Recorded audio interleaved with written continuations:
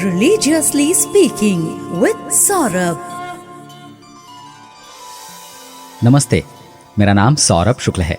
Religiously speaking with Saurabh के इस episode में आपको कहानी सुनाने जा रहा हूँ वल्लभाचार्य जी की।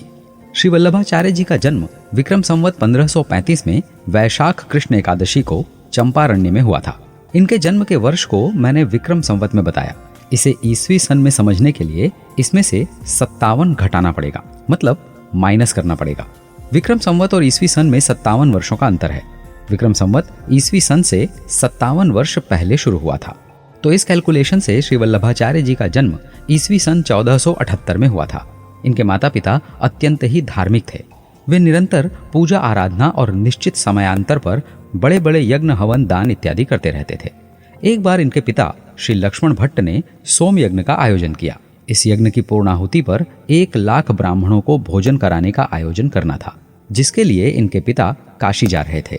उसी समय, मतलब 1 लाख ब्राह्मणों को भोजन कराने के लिए काशी जाते समय रास्ते में चंपारण्य में श्री वल्लभाचार्य जी का जन्म हुआ। श्री वल्लभाचार्य जी के अनुयायी इन्हें अग्निदेव का अवतार मानते हैं। उपनयन संस्कार यानी यज्ञोपवीत संस्कार के बाद इनके वेदाध्ययन का प्रारंभ हुआ और काशी में श्री माधवेंद्रपुरी से वेद शास्त्र का ज्ञान प्राप्त किया। श्री वल्लभाचार्य जी ने वेद, उपनिषद, व्याकरण इत्यादि में बहुत ही जल्दी पांडित्य प्राप्त कर लिया। उस समय उनकी आयु मात्र 11 वर्ष की ही थी जब उनका इन सभी विषयों पर अधिकार हो गया था, मतलब इन सभी विषयों के वे एक्सपर्ट हो गए थे। इसके बाद श्री वल्लभाचार्य जी तीर्थाटन के लिए निकल पड़े। एक बार श्री वल्लभाचार्य जी विजयनगर पहुंचे। वहां के राजा कृष्णदेव बड़े ही पराक्रमी राजा थे। उनके राज्य में बड़े बड़े विद्वान पंडित निवास करते थे। राजा सभी का बड़ा सम्मान करते। राजा कृष्णदेव के राज्य में विद्वानों और पंडितों को बड़े ही सम्मान से देखा जाता था। श्री वल्लभाचार्य जी का विजयनगर में कृष्णदेव की सभा में अनेक विद्वानों के साथ शास्त्रार्थ हुआ। इस शास्त्रार्थ में विजयनगर के बड़े बड़े विद्वानों ने श्री वल्लभाचार्य जी के ज्ञान का अनुपम परिचय प्राप्त किया। श्री वल्लभाचार्य जी ने शास्त्रार्थ में सभी विद्वानों को पराजित किया। राजा कृष्णदेव ने उनका बड़ा सम्मान किया। यहीं उन्हें वैष्णवाचार्य की उपाधि प्रदान की गई। राजा कृष्णदेव ने श्री वल्लभाचार्य जी को स्वर्ण के सिंहासन पर बैठाकर विधिवत पूजन किया। सम्मान पूर्वक उन्हें बहुत सी स्वर्ण मुद्राएं प्रदान की। श्री वल्लभाचार्य जी ने उन स्वर्ण मुद्राओं को विजयनगर के ब्राह्मणों में वितरित कर दिया।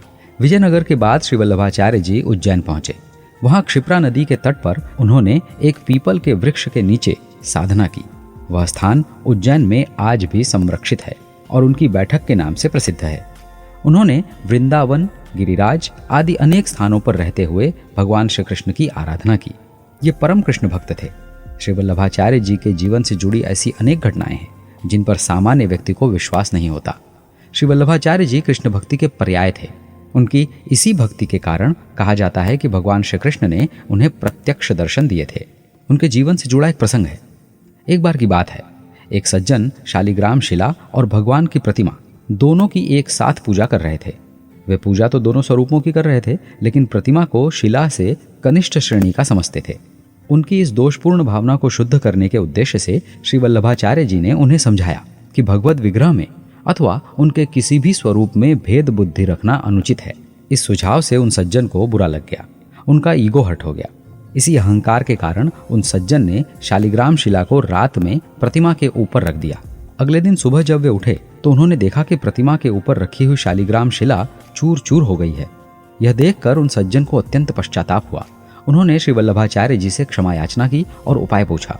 तब श्री वल्लभाचार्य जी ने उनसे चूर्ण हो चुकी शिला को भगवान के चरणामृत में भिगोकर गोली बनाने को कहा। उन्होंने ऐसा ही किया। ऐसा करने पर शालिग्राम शिला जैसी थी वैसी ही हो गई।